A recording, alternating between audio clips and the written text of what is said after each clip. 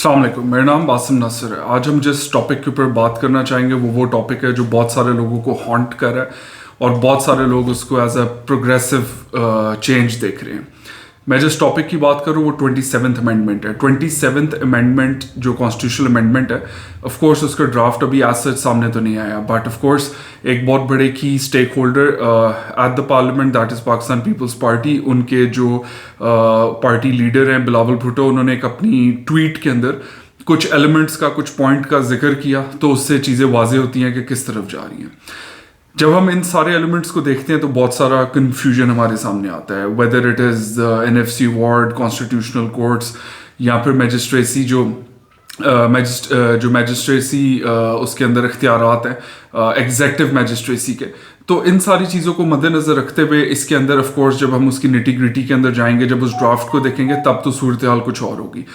But एक हमारे सामने ये भी आता है कि कुछ आर्म्ड फोर्सेस से रिलेटेड भी चीज़ें उसके अंदर लाई जा रही हैं, और जो कि मुझे समझ में आती है अभी तक बात वो इस तरीके की है कि जब इमरजेंसी सिचुएशन पाकिस्तान के अंदर आ जाती है, चाहे वेदर इट इज़ वॉर और any thing regarding national security, तो ये सब इस वजह से किया जा रहा है कि उसके अंदर उसके जितने भी ऑब्स्टिकल्स हैं उनको हटा के एक स्विफ्ट मैकेनिज्म बनाया जाए। And as far as a Swift mechanism is related to the national security और वो अल्टीमेटली मुल्क को फ़ायदा देगी, तो उसके अंदर absolutely I agree with that, और वो ज़्यादा से ज़्यादा स्विफ्ट मैकेनिज्म होना चाहिए। मैंने आपसे ऑलरेडी बात की जो एग्जेक्टिव मैजिस्ट्रेट और उस सिस्टम के रिवाइवल की, ये वो टॉपिक है जिसके ऊपर लोग ज़्यादातर बात नहीं कर रहे। सो स्टार्टिंग ऑफ विद इस टॉपिक के ऊपर आज बात करने के लिए हमारे साथ जो पॉडकास्ट है उसके ऊपर मौजूद हैं senior advocate supreme court Nisar मुजाहिद साहब, और निसार मुजाहिद साहब is one of the most prominent lawyers in Pakistan, and not just that, ये पाकिस्तान के साथ साथ बहुत सारे और ममालिक के अंदर एज अ लॉयर अपनी जो ड्यूटीज़ हैं उनको परफॉर्म करते रहे, whether it be human rights issues, constitutional issues, या फिर मुल्कों के जो आपस के मामलात होते हैं। सो इनसे बेहतर इस टॉपिक के ऊपर कोई बात कर नहीं सकता है। नॉट जस्ट दैट, इनके अपने कुछ पर्टिकुलर केसेस हैं जो कि आज हम फर्दर पॉडकास्ट में जब बात करेंगे तो वो पर्टिकुलर केसेस अदालतों में फाइल हुए थे, वो इन्हीं टॉपिक से रिलेटेड है। So first of all Nisar मुजाहिद साहब, welcome to the podcast. Ji thank you very much sir. सबसे पहले अगैन मैं भी एज अ लॉयर इस चीज़ को मद्देनज़र रखते हुए सोच रहा था कि जो एग्जेक्टिव मैजिस्ट्रेट्स का रोल है, इन माय ओपिनियन पाकिस्तान का कॉन्स्टिट्यूशन, और अब तो ऑफ कोर्स अगर हम पूरी दुनिया की बात करें तो जो कॉन्सेप्ट है सेपरेशन ऑफ पावर का, it's self separation of power से हटके जब हम एक कॉन्सेप्ट की बात करते हैं कि एक लाइन ड्रॉ होनी चाहिए, फॉर एग्जाम्पल कि अगर एक एडमिनिस्ट्रेटिव रोल है, वो आपके जो कमिश्नर्स हैं जो पहले 2001 से पहले हुआ भी करता था, वो जो रोल्स अपने निभाते थे एडमिनिस्ट्रेटिव के साथ, जुडिशल भी, लेकिन आफ्टर 2001 उसके अंदर फिर तब्दीलियां कुछ आई इस तरीके की कि उन रोल्स को ख़त्म किया गया और फिर जो जुडिशल मैजिस्ट्रेट्स हैं वो रोल्स उनके पास चले गए। Now going back to that, हम सिर्फ मैं आपसे इस एलिमेंट को समझना चाहता हूँ। यहाँ तक तो ठीक है कि एडमिनिस्ट्रेटिव चीज़ है उस हद तक, लेकिन अगर हम जिस तरह सुनने में आ रहा है और ये कई जगहों पे रिपोर्ट भी हुआ है कि सर्टेन मैटर्स जो कि शायद जिनकी नौयत इतनी बड़ी नहीं होगी, लेकिन उसके अंदर ट्रायल करना, एक जुडिशल ऑफिसर का जो इख्तियार है उसको एक्चुअल में इम्प्लीमेंट करना, तो यूजुअली इस तरह के मामला तो होते ही अगेंस्ट द गवर्नमेंट है। तो वो एक इंसान जो ऑलरेडी एक गवर्नमेंट एम्प्लॉई है, जो ऑलरेडी एग्जेक्टिव का पार्ट है, और अगेन जिस तरह सेपरेशन ऑफ पावर में एग्जेक्टिव अलग है, लेजिस्लेचर अलग है, एंड जुडिशरी जो है अलग है, तो जब इस एक सिस्टम में इनकी अलहदगी डिफर की गई है और अब हम देखते हैं कि उसी चीज़ को आपस में मिक्सअप किया जा रहा है, तो चाहे वो ऑफेंसेस बहुत छोटे हो, एक आम आवाम के लिए आप इसको किस तरीके से देखते हैं कि ये एक एक्सेस ऑफ पावर नहीं है अकॉर्डिंग टू दिस अमेंडमेंट? इसमें बड़ी इंटरेस्टिंग बात वासिम ये है कि अल जहाद ट्रस्ट केस था 1996 में, जब जुडिशरी और एग्जेक्टिव को सेपरेट करने की बात आई, राइट सर, और उसमें ये कहा गया कि कोई एग्जेक्टिव अथॉरिटी पावर नहीं रखती जुडिशल मैटर को हैंडल करने के लिए। तो ग्रेजुअली फिर ये अल्टीमेटली चलते चलते कई साल लगे, बट जुडिशरी को सेपरेट किया गया। जुडिशरी को सेपरेट करने का जो नुकसान हुआ वो ये कि जुडिशरी के अंदर एक मोनोपोली आ गई, और अगर पावर्स को देखा जाए तो जिस पैटर्न को देख के हमने कॉन्स्टिट्यूशन बनाया, जिस पैटर्न को देख के हमने इससे पहले के कॉलोनी बनाए, वो है ब्रिटेन। اور پھر اس کے بعد جا کے امریکہ کو بھی ہم نے بیچ میں ساتھ شامل کیا. لیکن برٹن کے قوانین انڈیا، پاکستان، برما وغیرہ میں سارے چلتے رہے. تو جہاں آپ دیکھتے ہیں کہ پاور گھر کے اندر بھی ایبسولوٹ پاور تو فادر کی ہوتی ہے، رائٹ سر، لیکن ماں کی بھی پاور ہوتی ہے، بڑے بھائی کی بھی ہوتی ہے، اور چھوٹی بہنوں کی، بڑے بہنوں کی، درجہ بدرجہ سب کی پاور ہوتی ہے. تو اس سے ڈائیورجنس جو یہ ایک پروسیس ہے، اس سے گریجولی لیول وائز پاور تقسیم ہو جاتی ہے. ٹھیک ہے سر. جب تک ڈپٹی کمشنر کے انڈر پولیس آتی رہی ہے، یہ 91 92 تک 90 تک یہ رہا، اس وقت تک صوبے کے ڈسٹرکٹ کے تمام معاملات کو ڈپٹی کمشنر ایفیکٹولی ہینڈل کر لیتا تھا، کیونکہ پولیس کا اپنا ایک اسپیسیفک کام ہے، اور جو ڈسٹرکٹ مینجمنٹ کے لوگ بیٹھے ہوتے ہیں انہوں نے پنچایت بھی کرنی ہے، انہوں نے ڈفرینٹ پولیٹیکل مائنڈڈ لوگوں کو ملنا بھی ہے، اور administration it's a very difficult work. آپ اگر دیکھیں تو ہمارا کسٹمری لاء میں بھی دیہات کے اندر بھی پنچایت سسٹم موجود ہے، اور پنچایت سسٹم کو باقاعدہ کسٹمری لاء کے تحت ہم کئی جگہوں پہ پروٹیکٹ کرتے ہیں. آج بھی ہم کہتے ہیں کہ ADR ہونا چاہیے، آلٹرنیٹ ڈسپیوٹ ریزولوشن میں، تو اس میں پنچایت سسٹم ہی لانا چاہ رہے ہیں. امریکہ کے اندر جوڈیشری کے اندر وہ موجود ہے، جس میں باقاعدہ آپ کی جوری بیٹھتی ہے. تو ہم لوکل لوگوں کو بیچ میں انوالو کرتے ہیں.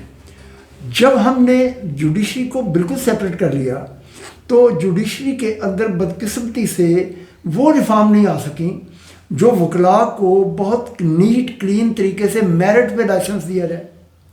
بہت سارے وکلاء ہیں جن کا لائسنس سفارش پہ ملتا ہے، وہ پاس میرٹ پہ نہیں ہو پاتے.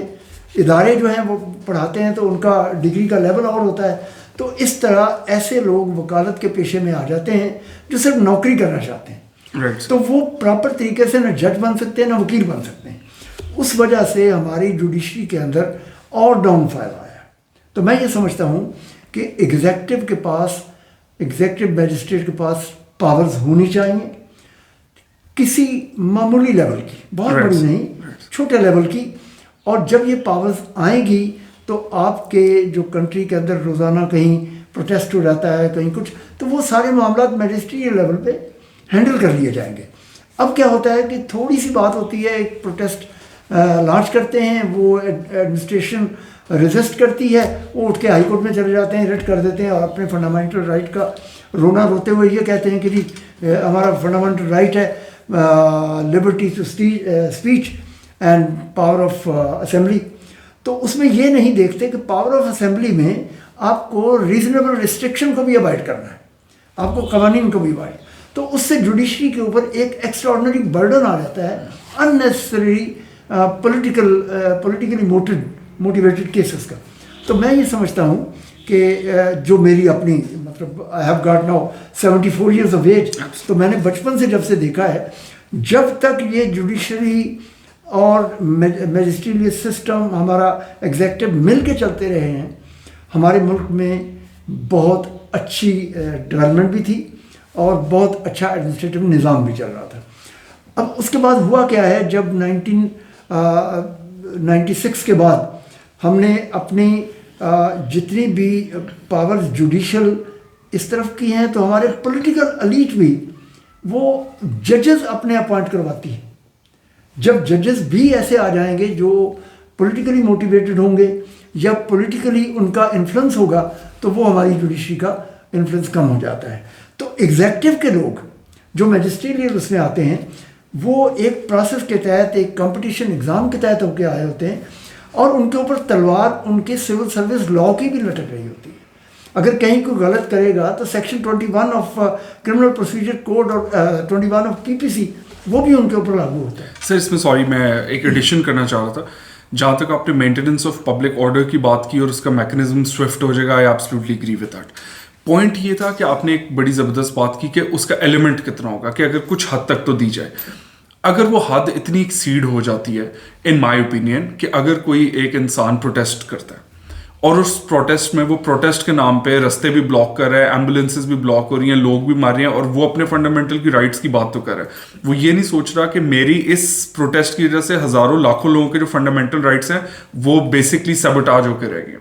یہاں تک تو بالکل ٹھیک ہے, بٹ کسی پولیٹیکل موٹیو کے لیے واٹس ایور اس کے اندر دو برانچز ڈرائیو ہوتی ہیں کہ ایک نمبر ون کہ ٹھیک ہے ایگزیکٹو کے پاس اختیار آتا ہے to trial. Now the point is it their cup of tea in a sense کہ ایگزیکٹو کی اپنی ڈیوٹی ہے, وہ CSS ایگزامینیشن بھی دے کے آتے ہیں, they are brightest like bright of the brightest, ساری باتیں agreed, but to even conduct a trial ان کے پاس ایک ایمپل ٹریننگ آف کورس نہیں ہوگی. تو کیا ایک ٹریننگ میکینزم بھی بنانا چاہیے کہ ٹرائل کنڈکٹ کس طرح کرتے ہیں, اس کو آگے لے کے کس طرح چلنا. نمبر ون, کیا executive being under at some point of course under the government, تو بہت سارے کیسز تو وہ ہوں گے جس کے اندر آپ ہوگی اگینسٹ دا گورنمنٹ. تو جب آپ جس کے اگینسٹ ہو وہی آپ کا ٹرائل کر رہے ہیں, اور جوڈیشری کے اندر تو بیسک کانسیپٹ یہ ہوتا ہے نا کہ ایک انڈیپینڈنس ہوتی ہے, وہ جواب دہ نہیں ہوتے کسی کو. تو یہاں پر تو آپ نے جن کے خلاف آپ کا میٹر ہے وہی آپ کو ٹرائی کر رہے ہیں, تو اس کے اندر کیا انصاف ہو پائے گا. سو سوئفٹ میکینزم پبلک جو آرڈر ہے اس کی مینٹیننس کی حد تک تو بالکل ٹھیک ہے, لیکن اس سے اوپر اگر اس کا پولیٹیکل موٹیو کے اندر لوگوں کو سزائیں دی جائیں تو اس کی اکاؤنٹیبلٹی کا میکینزم بھی تو پھر اتنا ہائی اسٹینڈرڈ ہاں. اس میں دیکھیے برطانیہ میں کیا ہے, آج بھی میجسٹریل پاور موجود ہے. Right sir. وہ لوگوں کو سزا دے سکتے ہیں. کیا کرتے ہیں کہ کسی کا ڈیفالٹ کر دیا, کسی پراپرٹی کا لین دین میں ٹیننٹ نے کرایہ نہیں دیا, رینٹ نہیں دیا, کسی اور پراپرٹی کے اوپر لین دین کا کوئی جھگڑا ہو گیا, تو وہ امیڈیٹلی فائل کرتا ہے an application to magistrate. Magistrate فوری طور پہ within 24 hours after receiving that وہ جا کے اس پراپرٹی کو سیل کر دیتا ہے. سیل کرنے کے بعد ان لوگوں کو مجبور کرتا ہے کہ یو پے دا منی اور we are going to permanent seal it. اس کا کیا ہوتا ہے کہ لوگ مجبور ہو جاتے ہیں جب ان کے کاروبار سیل ہو جاتے ہیں. یہ بہت امپورٹنٹ ہے. جج اٹھ کے جا کے سیل نہیں کر سکتا, کرنا پھر بھی ایگزیکٹو نہیں. تو ایگزیکٹو کو ہی پاور دی جائے. اور آپ اگر دیکھیے انصاف کے حوالے سے تو ہماری پولیس کے پاس جو اختیار ہے تفتیش کرنے کا, تو وہ تفتیش کر کے بھی کسی ملزم کو بھی وہ بے گناہ قرار دے دیتے ہیں, قانون کے تحت دیتے ہیں, اور کسی ملزم کو گناہ گار قرار دے دیتے ہیں. تو ان کے ہاتھ میں بھی تو وہ انصاف کا ترازو ہے. تو ترازو تو انصاف کا ہر انسان کے ہاتھ میں رہنا چاہیے. اب آگی بات آپ کی کہ وہ روڈ بلاک کر دیتے ہیں, پروٹیسٹ کرتے ہیں. تو اسلام میں سب سے زیادہ سختی وہ لوگوں کا راستہ روکنے پہ ہی دبائی گئی. Right sir. کہا گیا کہ راستے کا پتھر ہٹا دو. Right sir. تو یہ ہمارے لوگوں کو سمجھنے کی ضرورت ہے کہ ہمیں میجسٹریل نظام کو لے کے چلنا چاہیے. میں سمجھتا ہوں کہ ان کو اختیارات کم کریں, 6 مہینے سے لے کے 1 سال تک کی سزا دے سکیں. ٹرائل کے لیے ان کو ٹریننگ دی جا سکتی ہے جوڈیشل اکیڈمی میں. اور جو ڈسٹرکٹ مینجمنٹ کے یا پبلک ایڈمنسٹریٹو سروس کے لوگ ہیں ان کے اندر آلریڈی کچھ کیسز وہ کر رہے ہوتے ہیں, ٹریفک چالان ہے, چھوٹے چھوٹے اور کلندرے کو لے کے چل رہے ہوتے ہیں, تو کافی حد تک ان کی سینس موجود ہوتی ہے. پھر وہ چونکہ سوسائٹی کے ان آؤٹس کو, نیٹی-گریٹیز کو سمجھتے ہیں, تو they can handle the things very well and they can be more cooperative. اور لوگوں میں چونکہ انہوں نے ایڈمنسٹریٹو کام کرنا ہوتا ہے تو لوگوں کا پریشر بھی ان پہ ہوتا ہے. تو میں نہیں سمجھتا ہوں کہ اتنا زیادہ پہاڑ گر جائے گا. سر دوسرا ایک ٹاپک جس کی سب سے زیادہ گونج سمجھی جا رہی ہے اور سمجھا یہ جا رہا ہے کہ جو بھی پارلیمنٹری پارٹیز ہیں وہ اس ساری میکینزم میں آمنے سامنے کھڑی ہو جائیں گی, and that is national financial commission NFC award.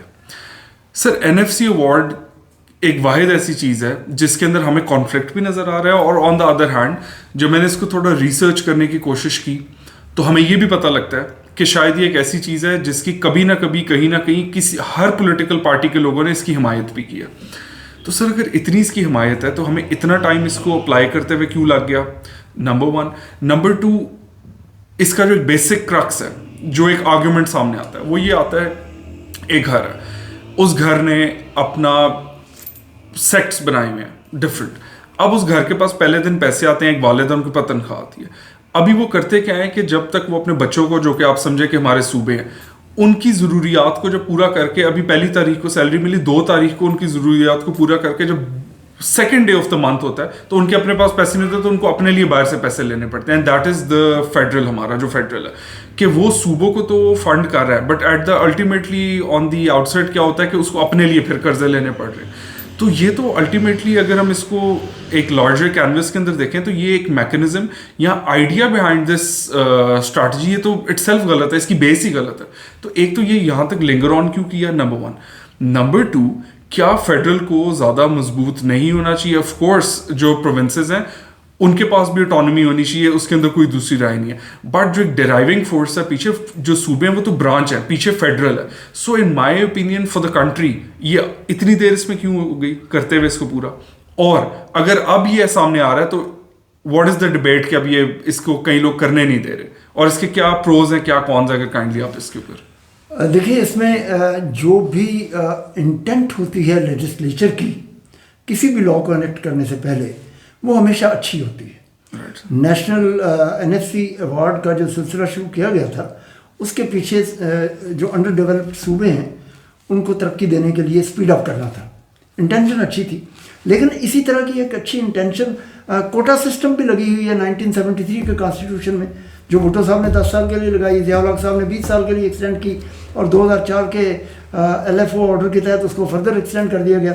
और जो शहरी इलाके हैं उनके बच्चों के ऊपर कोटा सिस्टम लगा हुआ है, और उनको राइट नहीं मिलता, और देहाती इलाकों के जो पसमानदा इलाकों के लोग हैं वो उनसे आगे निकल जाते हैं.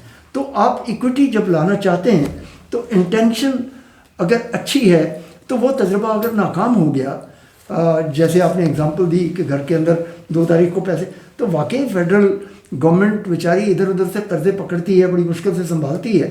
तो अगर सूबे में दौलत जाती है, पैसा जाता है, और वो प्रॉपर प्रोजेक्ट पे ना लगे और लोगों के, पॉलिटिकल लोगों के घरों में चला जाए पैसा, तो that टेंटामाउंट्स to abuse of that NFC award. इसलिए ये अब जब सिलसिला शुरू हुआ, और ये 2010 में जो आर्टिकल 70 के तहत 18th अमेंडमेंट आई, और आर्टिकल 17 में से फेडरल लेजिस्लेटिव लिस्ट में आर्टिकल 1 से लेके 47 तक वो निकाल दिए गए, वो सूबों को दे दिए गए. जब वो सूबों को दे दिए गए तो उसका नुकसान ये हुआ कि बहुत ज़्यादा सूबाई खुद मुख्तारी में चले गए, और NFC अवार्ड के ज़रिए ज़्यादा दौलत मांगना शुरू हो गए. जब वो ज़्यादा पैसे उधर चले गए, इख्तियारात उनके पास चले गए, और सूबे के अंदर फेडरल गवर्नमेंट उस पैसे का हिसाब मांग नहीं सकती. तो नुकसान ये हुआ कि वहाँ जो स्कूल, बहुत सारे ऐसे इलाके हैं ख़ुसूसी तौर पर अंदरूनी सिंध में मैंने देखे, जहाँ गवर्नमेंट के पैसे से स्कूल बनाए हैं, उसके अंदर मवेशी बंधे हुए हैं. शायद हमारे पंजाब में भी ऐसा हो. और सर सॉरी आपकी बात काट रहा हूँ, एडिंग टू इट, मवेशी तो है ही हैं, वो गोस्ट स्कूल्स वाली न्यूज़ भी आई.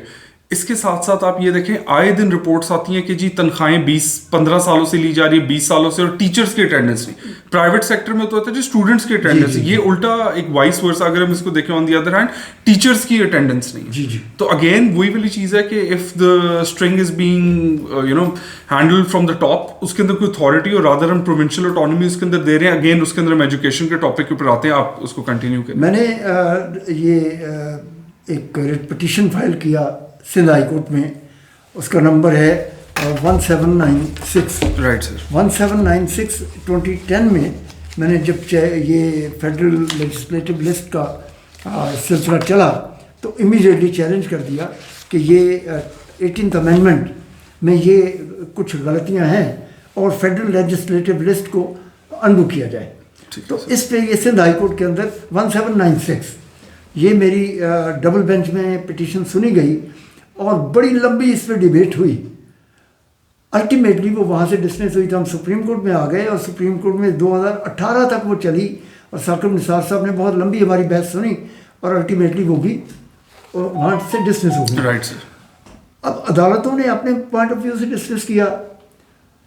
फेडरल लेजिस्लेशन जो हुई वो अपने पॉइंट ऑफ व्यू से उन्होंने गुड फेथ पे की होगी, मगर जो उसके रिजल्ट्स आए वो हमने देखा कि बीच में जो हमारी इवल माइंडेड पॉलिटिकल एलीट है या एडमिनिस्ट्रेशन में कुछ ऐसे लोग हैं वो उस पैसे को डिसऑनेस्टली यूज़ कर जाते हैं. और इसी तरह गोस्ट स्कूल बन गए, गोस्ट टीचर बीच में बैठे हुए हैं, और जो आपका निसाब है स्कूल्स का वो उसका बेड़ा गर्क हो गया. जब वो फेडरल के पास था तो कुछ बेहतर था, जब वो सूबों के पास गया तो वो ख़त्म हो गया. اس لیے یہ بہت ضروری ہے کہ اس فیڈرل لیجسلیٹو لسٹ جو آرٹیکل 1 to 47 گئی ہوئی ہے صوبوں کے پاس، اس میں سے بہت ساری کو انڈو کر کے واپس مرکز کے پاس لایا جائے، اور NFC ایوارڈ کو واقعی اس کی پاکستان کو ضرورت نہیں رہی. ہمارے ہاں آنے والا وقت جو ہے وہ سیکورٹی کے پوائنٹ آف ویو سے بہت امپورٹنٹ ہے. اور اب جب ہم دنیا کے چوتھا جہاز بنانے والا ملک بن چکے ہیں، we are manufacturing the aircraft, تو aircraft manufacturer, missile manufacturer and submarine manufacturer, ہم جب اس لیول پہ آ گئے ہیں تو we have to take more security measures and we need to cut down our domestic expenses and put those money on to our security issue. میں سمجھتا ہوں یہ بہت ضروری ہے.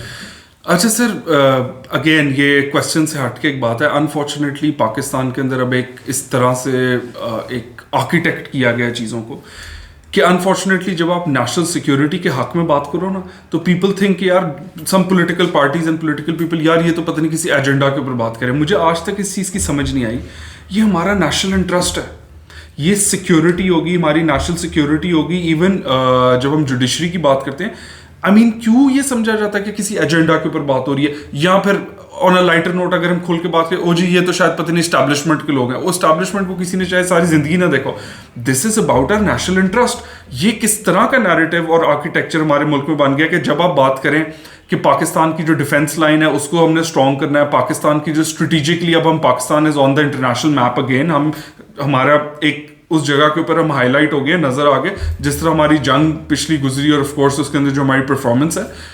تو اگین یہ تھوڑا سا ہم آف ٹریک ہو رہے ہیں، لیکن انفارچونیٹلی یہ کس طرح کا آرکیٹیکچر ہے، ہمارے جو ذہن ہے ان کے اندر یہ بھر دیا گیا کہ اگر اس طرح کے ٹاپکس کے اوپر بات کریں گے تو کوئی ایجنڈا ہے. I think that should be the agenda. آپ کی ڈیفینس لائن ہی پاکستان کی وہ چیز ہے جس کے اوپر آپ اگر اس کو پروموٹ نہیں کریں گے، اس پہ بات نہیں کریں گے، you won't make narrative for your own country. تو پیچھے اور کرنا کیا؟ سب سے بھاری ڈیوٹی اس ضمن میں ہماری پولیٹیکل لیڈرشپ پہ آتی ہے. پولیٹیکل لیڈرشپ اپنے بہت چھوٹے سے آبجیکٹو کو اچیو کرنے کے لیے ایسا نیریٹو بلڈ کر جاتی ہے ایرانکلی، غلطی سے، جو ملک کا بہت بڑا نقصان کرتا ہے. اس میں آپ دیکھیں کہ انڈیا کے اندر مودی نے پاکستان ورسز نیریٹو بلڈ کیا ہوا ہے، اور وہاں چیخ چیخ کے چنگار کے ان لوگوں کو نہ تمیز ہے انڈیا کے لوگوں کو بات کرنے کی، نہ ان کو رہنے کی، نہ اٹھنے بیٹھنے کی، کوئی کسی قسم کی تمیز نہیں.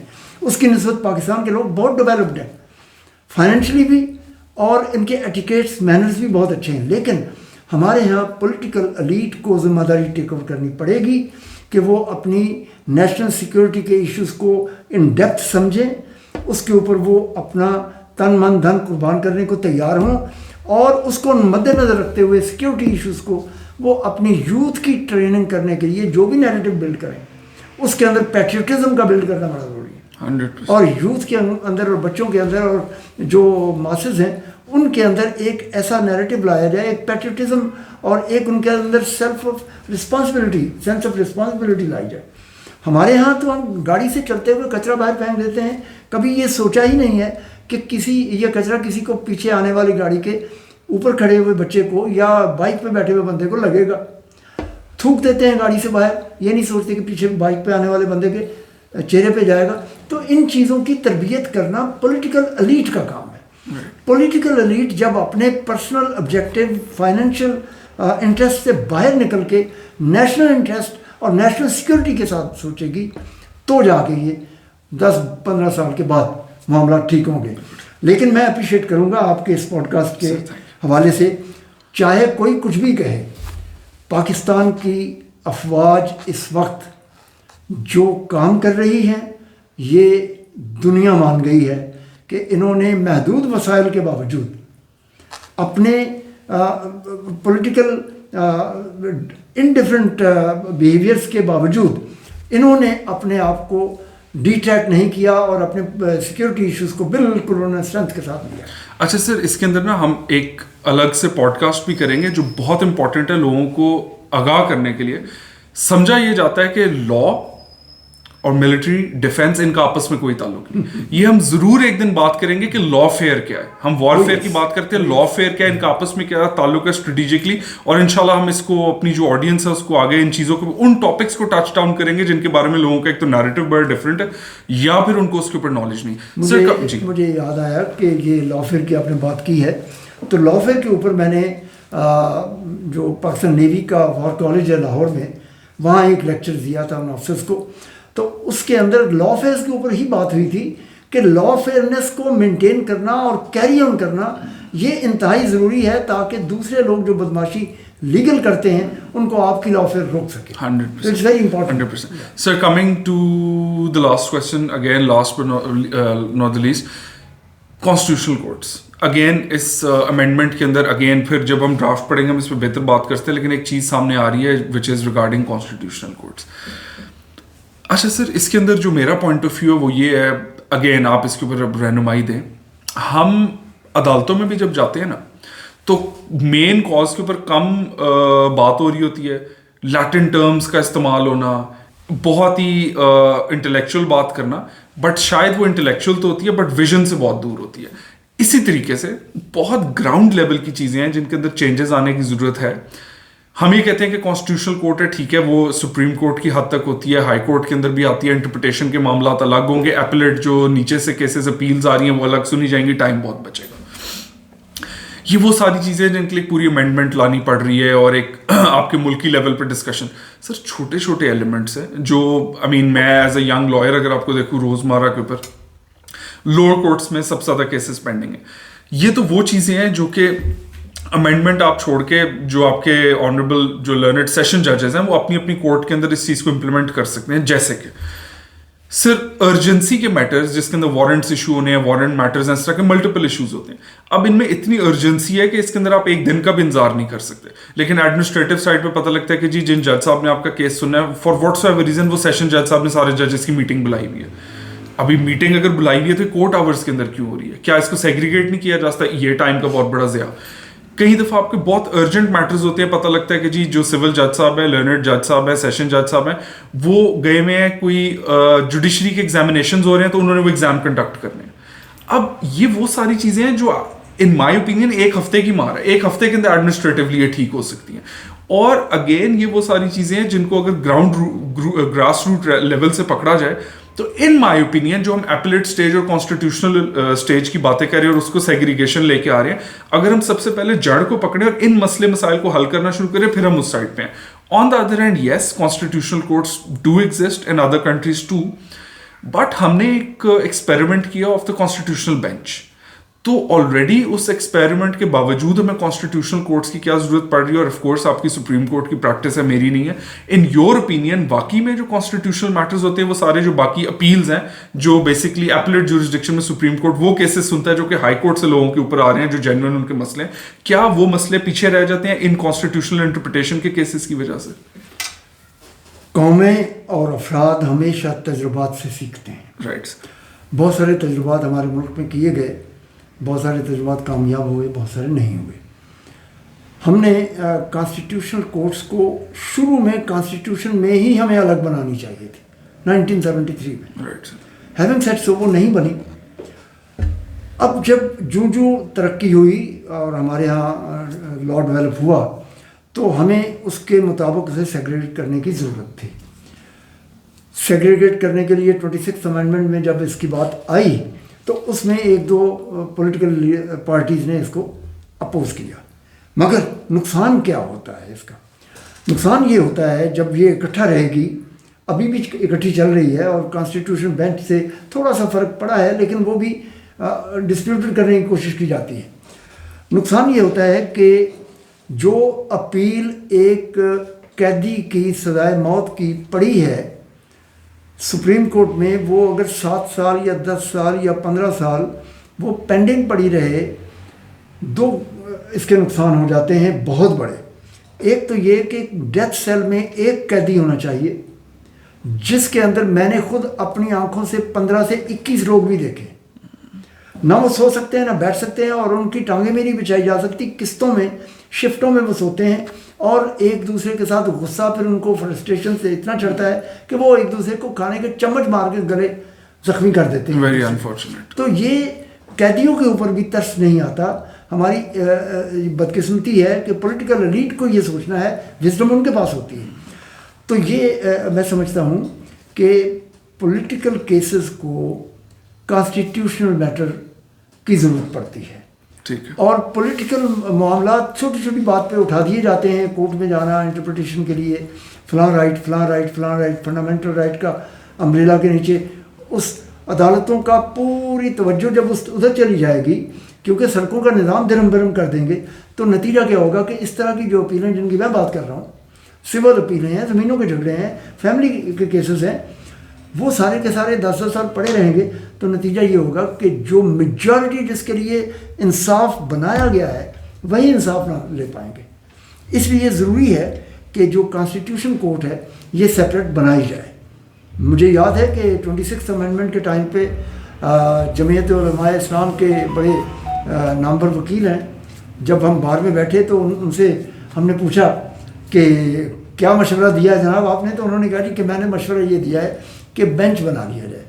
تو اس وقت میرا برملا ان کو یہی سوال تھا، بلکہ جواب تھا کہ مائی ڈیئر لرنر فرینڈ، آج آپ نے مشورہ غلط دیا ہے، یہ آنے والے 1-2 سالوں میں دوبارہ اس کو ٹیک اپ کرنا پڑے گا اور کانسٹیٹیوشن کورٹ بنانی پڑے گی. پوری دنیا ایوالو کرتی ہے. آپ ایوولوشن سے گورنمنٹ آف پاکستان کو یا حکومت پاکستان کو یا اسٹیٹ آف پاکستان کو کیوں روکتے ہیں؟ چلنے دیں اس کو سیپریٹ. جتنی اسپیشلائزیشن ہوگی، جتنا آپ سیگریگیٹ کریں گے، اتنا ہی زیادہ انصاف کی فراہمی میں آسانی ہوگی. نہ قیدی بری ہونے سے پہلے جیل کے اندر مرے گا، وہ اپنی زندگی میں اگر بری ہو گیا ہے تو وہ زندگی انجوائے کر سکے گا. بلکہ ہمیں تو یہ کلچر ڈیولپ کرنے کی ضرورت ہے کہ جو قیدی بیچارہ سزا بھگت کے آتا ہے وہ سوسائٹی میں ایڈجسٹ نہیں ہو پاتا. ہمیں سوسائٹی کو ایجوکیٹ کرنا ہے کہ وہ قیدی سزا پا چکا، سزا بھگت چکا، now he is ordinary citizen, اب اسے رسپیکٹیبل طریقے سے لائف گزارنے دی جائے. سر اسی کے اندر ہی مائی لاسٹ کویسچن وہ یہ کہ جو ہم نے ایگزیکٹو میجسٹریٹ سے ریلیٹڈ بات کی تھی، وہی بات ادھر آتی ہے. ہمیں پتہ یہ لگتا ہے کہ شاید جوڈیشری کی جو اگین جو ریٹائرنگ ایج ہے اس کو بڑھایا جائے، اور ملٹیپل چیزیں اس کے اندر، پاور بھی آ سکتی ہے، ایج کو بھی بڑھایا جا سکتا ہے. تو ایٹ سم پوائنٹ اگین جو کانسٹیٹیوشنل بینچ ہے، اگین اس نے اگر انٹرپریٹیشن کرنی ہے، یا اس کے پاس جو اگریوڈ پارٹی آئے گی یا کوئی بھی میٹر ہے، اس کے اندر آف کورس بہت ساری نہیں بلکہ لائک 99% جو میٹرز ہوں گے اس کے اندر جو گورنمنٹ ہوگی اس کے اگینسٹ وہ چیز ہوگی، یا گورنمنٹ کا اس میں کوئی فائدہ ہوگا یا نقصان ہوگا. تو آن دا ادر ہینڈ گورنمنٹ کا ہی اگر کیپچر ہو رہا ہے اس سینس میں کہ گورنمنٹ نے ہی ججز کو پک کرنا ہے، ان کو لگانا ہے، یا پھر گورنمنٹ نے اگر اٹ سیلف لگانا نہیں ہے تو ان کا ایک رول بہت بڑا ہے، اور کل کو وہ اٹریکشنز بھی اس کے اندر پیدا کر رہے ہیں. تو پھر اس کے اندر جو اکاؤنٹیبلٹی کا اور بائسنس کا ایک میکنزم ہوگا اس کو ایک تو جانچنے کا، اور وہ کم سے کم ہو. کہ اس سینس میں آئی ایبسلیوٹلی اگری کہ جو ایپلیٹ جو نچلے ہائی کورٹ سے اوپر کیسز آ رہے ہیں ان کے اوپر زور نہیں ہوتا. جو کانسٹیٹیوشنل انٹرپریٹیشن کے کیسز ہیں، جیسے بھی ہم آلریڈی دیکھ رہے ہیں 26 امینڈمنٹ کا کیس ہے کہ کون سا بینچ سنے گا، ابھی کون سا بینچ سنے گا کے اوپر ہی کتنا ٹائم جا چکا ہے. تو اس کے اندر بہت سارے آف کورس اس ٹائم لائن کے اندر کچھ اور کیسز بھی سنے جا سکتے تھے جو نیچے سے اپیل. سو اس حد تک تو ایبسلیوٹلی آئی ایگری کہ کانسٹیٹیوشنل کورٹس ہونی چاہیے. لیکن اس کانسٹیٹیوشنل کورٹس کا بھی جو ایک ایمبٹ ہے، یا پھر وہ اسپیسیفکلی وہ انٹرپریٹیشن کے لیے ہی ہوں گی، کیونکہ میں اپنی بات نہیں کر رہا، ایک اوور آل نیریٹو بن چکا ہے کہ شاید وہ جو کانسٹیٹیوشنل کورٹس ہیں وہ کسی کو بینیفٹ کرنے کے لیے، کسی کو اکوموڈیٹ کرنے کے لیے، کسی کے لیے وے پیو کرنے کے لیے بنائی جا رہی ہے. تو یہ بھی بہت ضروری ہے کہ اس کا کوئی اکاؤنٹیبلٹی میکنزم ہو، یا پھر وقت کے ساتھ اس کو خود پروف کرنا پڑے گا. دیکھیے یہ تو ہمارا ایک مائنڈ سیٹ بن چکا ہے کہ کوئی بھی جتنی بھی نیک نیتی سے بات کرے ہم نے اس کو شک کی نظر سے دیکھنا ہے، اور ہم نے انگلی اٹھانی ہے اس کی انٹینشن پہ. یہ کوئی کنسٹرکٹیو ایٹیچیوڈ نہیں ہے. میرا یہ خیال ہے کہ کانسٹیٹیوشن ادروائز تو ہر قسم کی اپیل میں، ہر قسم کے کیس میں، سول میں، کرمنل میں، کارپوریٹ میں، ایڈمنسٹریٹو میں، میریٹائم میں، ہر قسم میں کانسٹیٹیوشن کا کہیں نہ کہیں کوئی فیکٹر آتا ہے. جی. لیکن وہ کانسٹیٹیوشنل ریفرنس اور لیول پہ ہوتا ہے. مگر ہم جو کانسٹیٹیوشنل معاملات میں الجھا دیتے ہیں کورٹس کو اور سارے ججز کے بینچز کا تقاضا کرتے ہیں، وہ بالکل ڈفرینٹ ہے. ہم بات کر رہے ہیں ان کے لیے، باقی جو ججز بیٹھے ہیں وہ کانسٹیٹیوشن پڑھ کے آئے ہوئے ہیں, وہ اس کانسٹیٹیوشن کو جو اپیل یا لا رسپیکٹو اسپیشل لا کے ساتھ بات ہوگی وہ خود کر لیں گے اس کو. بٹ یہ جو constitutional interpretation especially fundamental rights کے حوالے سے, اس کے لیے تو سیپریٹ کورٹ ہونی ہی چاہیے. Absolutely, I agree. Sir, thank you very much again for being on the podcast. اور آج ہمارا یہ فرسٹ پوڈ کاسٹ تھا. کوشش کریں گے کہ اس کو ہم کنٹینیو بھی رکھیں انشاءاللہ, اور مزید ان ٹاپکس کے اوپر بات کریں جو بہت ہی ایک جنرل باتوں سے ہٹ کے ہیں, وہ والے ٹاپکس جن کے اوپر لوگ زیادہ تر بات کرتے نہیں, اس لیے کہ یہاں پہ ان کا نالج نہیں ہے یا پھر ان کا انٹلیکچوئل اور پولیٹیکل بائس ہوتا ہے. تو in the favour of Pakistan, in the favour of ہمارے جو جتنے لوگ ہیں, اسپیسیفکلی ہمارے جو ینگسٹرز ہیں جو گروئنگ ایج میں, تو جتنا زیادہ ان کو ہم نالج دے پائیں گے اور اسسٹ کر پائیں گے, اور اگین کامنٹس کی صورت میں وہ ہمیں اسسٹ کر سکتے ہیں فردر اس کے لیے, سو ہم اس کو جاری رکھیں گے انشاءاللہ. تھینک یو فار واچنگ, اور ہم نئے پوڈ کاسٹ کے ساتھ پھر آپ کے ساتھ ملاقات کریں گے. Thank you very much.